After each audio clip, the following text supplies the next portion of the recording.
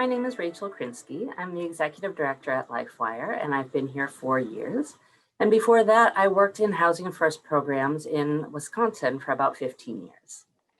I'm Carla Cortez, and I'm the community lead advocate at LifeWire. I've been here for 9 years, and I was a shelter advocate when we were part of Cohort 1 during the DV Housing First pilot.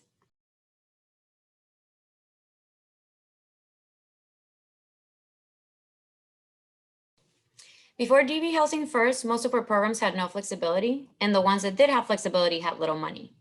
But having someone like the Gates Foundation run this pilot and then back up this simple but revolutionary idea that giving people what they identify is going to help them on their journey to safety actually works has really pushed other founders and the government to fund and support more flexible programs. Flexible funding has made us put the concept of survivor-driven services into practical action in a whole new way. We've always valued survivor-driven services, and we've always valued letting survivors and supporting survivors to make the choices that work for them. But having survivors choose to spend dollars in the way that they choose is next level. It made us really literally put our money where our mouth is. And it meant that the entire agency had to be behind these survivor-driven, trauma-informed, and equity values, that we all had to come behind this framework, and that it had to be internalized.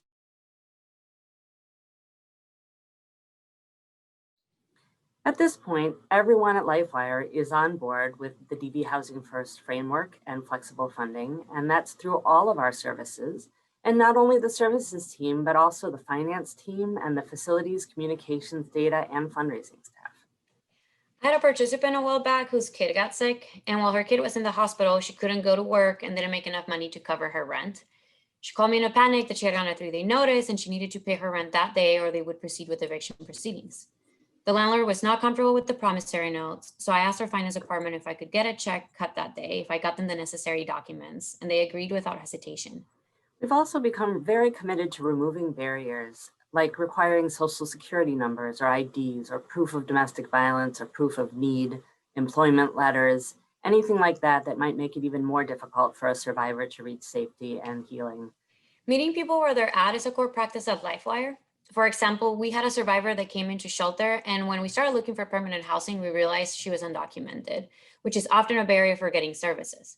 But thanks to the flexibility of DV Housing First, we were still able to support her find housing and cover her moving costs and first month's rent at a safe apartment. Since that time, she has been able to get a U visa, and she's still at the same apartment covering rent on her own. We want people to know that this is effective. It's not just pie in the sky. Survivor-driven advocacy and having people make their own decisions about funding works. It gets people to safer, happier, more healing, and more effective. Everything goes better. Safety planning is great, but having money to help people move to a different location or even just change locks goes a really long way. When we didn't have tons of flexible funds, a lot of what we were doing was trying to work within pretty limited boundaries. It was about how could we help someone stay safe in their current situation, or is there shelter available?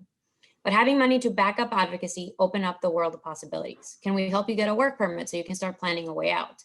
Do you make enough to cover rent but can't cover a deposit? Being able to say that we can help with those sorts of things really helps build rapport and see tangible changes. Plus, advocacy took 3 times as long, and having this money means having more time to serve more people. A lot of people we work with are afraid of going to shelter because they worry about losing their kids or their stability.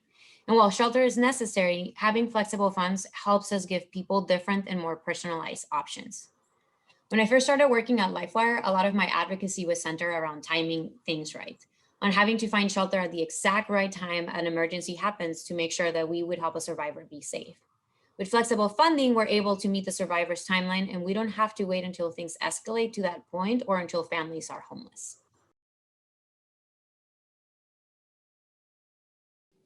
I think it's important that we continue to check ourselves and continually ask ourselves things like, what does equity look like? How are we reducing barriers and giving access to the most marginalized? How do we avoid being gatekeepers? How are we prioritizing the use of these funds? And how do we reduce biases?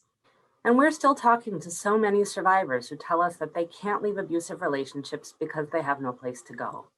We want to know how we can keep growing these services, and we want to keep showing our results to other organizations and other funders so that everybody understands the effectiveness of truly flexible funding and really good advocacy together. This works, and we need to keep spreading the word.